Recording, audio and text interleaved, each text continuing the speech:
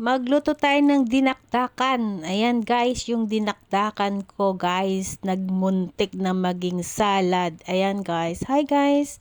Nakabila ko dito ng tenga ng baboy. Ayan. So yan guys. At meron din ako ditong pork. And then meron din ako ditong liver. Ayan guys. May sili akong green, mayonnaise, at siling pula. Ayan guys, tsaka sibuyas at tsaka luya.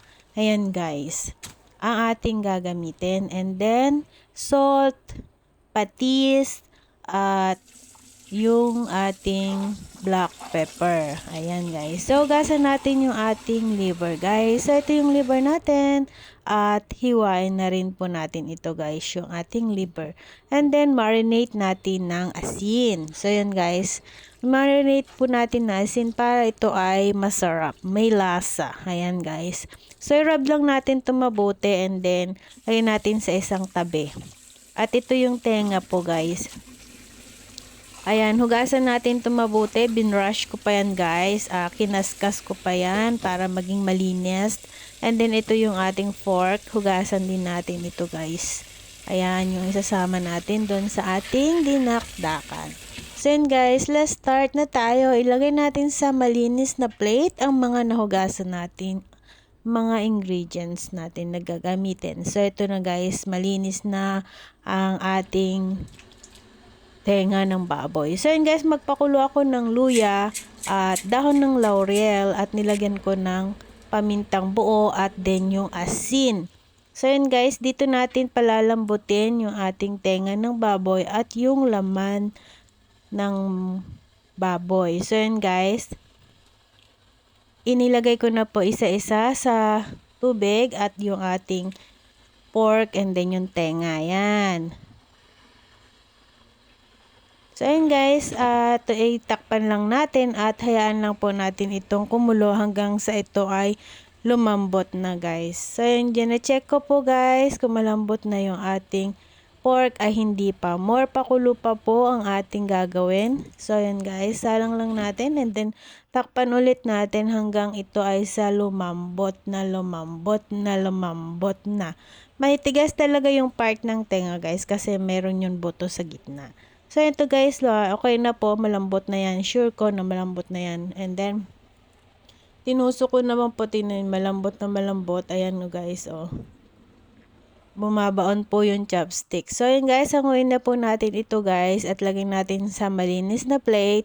At palamigin lang po natin bago natin to hiwain. So, yun guys, palalamigin ko lang po ito bago natin to hiwain guys. Ayan. Hanguin na po natin ito lahat. So guys, itapon na natin yung pinagpakuluan na ng ating tenga at yung laman. Ayan, ito guys, itapon na po natin to. Hindi na natin to gagamitin.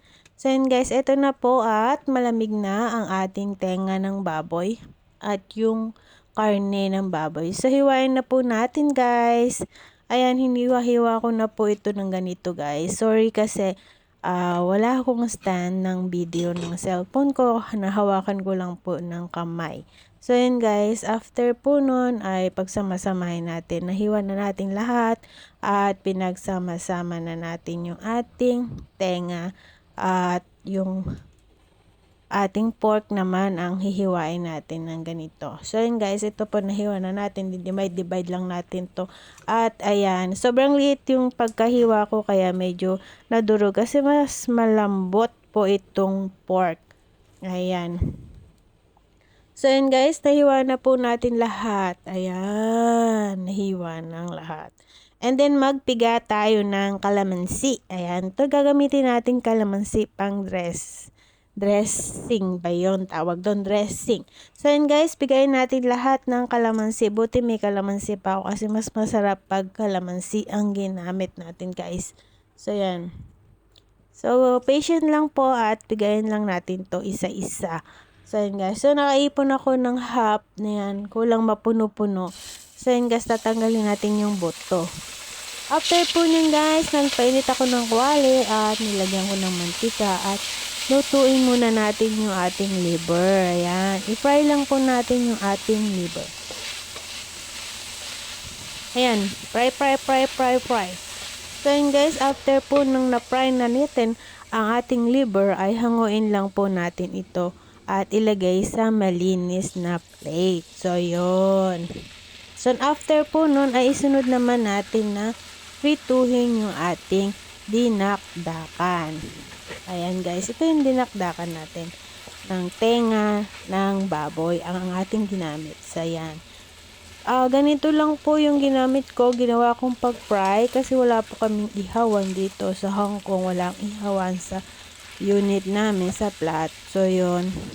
Wala din akong deep fryer, yung tawag doon, air fryer. Wala din akong air fryer. Kaya hindi ko may deep fryer din po kasi konti lang yung mantika guys. So, yun. I-add ko na po yung karne ng baboy na hiniwa at ipa-fry din na po natin. So, ganito lang po yung ginawa ko na pagluto kasi wala po kaming air fryer, wala akong ihawan dito. So, yun guys. Swak na rin po. Okay naman ng lasa. So, ito guys, after po niya na-prito na po natin. Ayan. So, okay na po ito guys. At ito ay ating hanguin. Ilagay natin sa malinis na lagayan. So, yun guys, inad ko na rin po pala yung ating liver. Yan, pinagsama-sama ko na po yung ating nalutong liver. Ayan guys.